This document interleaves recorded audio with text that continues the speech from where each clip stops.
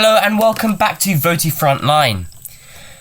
Last episode we were talking to the music band Groovant, and before that we were talking to the gaming group OverTurnz, who are both empowering the youth by expressing themselves through their opinions or their music. But now we turn away from those forms of expression and instead look towards the hugely popular politics podcast group Politics Relaxed. I'm delighted to present before you today Felix, who will be talking to you today about his podcast group. They host debates and interviews to help them with their content, and they're all engaging, entertaining, and some of the debates are very heated because of the different political ideologies. So, Felix, if you could tell us a bit more about Politics Relaxed and what it is and what it does. Yeah, thank you first of all for having me on. It's great to be here, and thanks for the kind words at the beginning. So we're a youth organisation, I suppose you'd say. We just every week we talk about politics, or we talk to politicians is another way we release content. We got interviews, and then we have debates style ones where there's about 6 to 8 of us generally on a panel, and we pick specific, normally news-based articles each week. And we also have a website where we post we post articles as well. So yeah, your YouTube channel's now become very popular. There's over 100 subscribers now. I was just wondering what the beginnings of the podcast, what's your inspiration? Yeah, so I've always been interested in politics, but then I thought there's a big gap in the market for young people in politics. You can only be a MP, the youngest I think is 21 is the record youngest, and you can only vote when you're 18. So there is a real lack of engagement from young people, and even when you get to 18-year-olds, they still they're the lowest turning out for voting. So I felt like there was a big gap in the market, and I just got a few friends together, and that's how it started, and it's just grown from there, really. You touched on the point there, but how is your YouTube channel actually helping to empower the youth and make sure that they do spread their voice where they want to? Yeah, so we get 6 to 8 different. I try to balance it out as much as possible. We have right-wing views, we have left-wing views. We got Cameron is a big conservative. I'm more Labour. So we get views from all across the spectrum, and we hope that by giving a wide range of views, people can make up their own mind about issues, and that's the main aim, I suppose, of the podcast. Yeah, and also what the viewers may want to hear about is any suggestions you have personally for either if people want to go into podcasting or politics even. Just the hardest thing is getting started. You have to have the motivation to really get started, and once you have that, it just goes from there. If you're consistent, I think you set a time each week. For example, we record Fridays at 6, so just after this. So if you set a time, you get a few people that are dedicated, committed to the cause. If you want to do it just yourself again, just make sure you're committed and make sure you stick to that timetable, and I think is the best way to do it. And of course, if you want to join our podcast, you can email us as well, or just check out our YouTube channel and there'll be information there. Yeah, and you mentioned how the youth are not that involved in politics.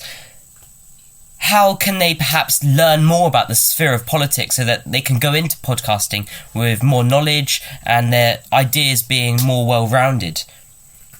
Well, I think that's a really good question, and it's not just a simple answer. There are lots of different ways to do it. I think Jeremy Corbyn, for example, in the 2017 election, when there was #Grime for Corbyn, getting people like Stormzy, I know a lot of my friends got more engaged through that. So I think it comes from the top down a lot of the time. I'd always recommend TLDR. It's a great news site on YouTube, 5 to 10 minute videos on different news pieces each week, going in depth, explaining both sides of the argument. So if you ever want to examine a specific issue, I'd always recommend them. Yeah, that's really great advice. I'm also wondering, because on your YouTube channel there's loads of interviews as well, and they seem to be really popular, how do you actually manage to get, for example, Sir Vince Cable on your podcast? So with Sir Vince, we emailed him out of the blue, and he came back and he just said, yeah, I'd be happy to come on. So a lot of it's just through emailing, as long as you're confident enough to email these people, a lot of them will respond, and a lot of them will engage with, like, you, especially with the young people. They're very happy to answer your questions. For example, if you have a question for your MP, I'd always recommend emailing them, and they're normally very happy to come back. Yeah, that's great. And also, because I've been in the podcast 1 or 2 times, can get quite heated. How do you manage as the host the dynamic between the different ideologies? It's, again, a very hard question to answer. I mean,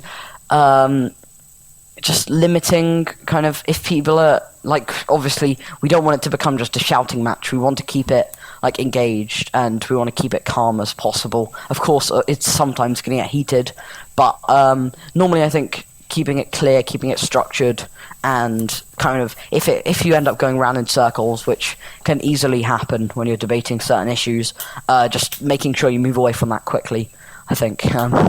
But yeah, it's hard. Yeah. You also had a podcast on how to create change. What do you think the role is in podcasting journalism to actually make change more of a cultural thing rather than just something people do on the streets? Again, another great question. Very hard to answer. That is a really good question. So, I think for creating change, I mean, of course, there's protesting, but that's kind of the final step. I think expressing yourself, putting your view out there is always very important. I don't know, I personally have a politics Instagram account. I think, like, it's great to be engaged, to share things to your audience on social media, and I think that's a great way to create change. Yeah.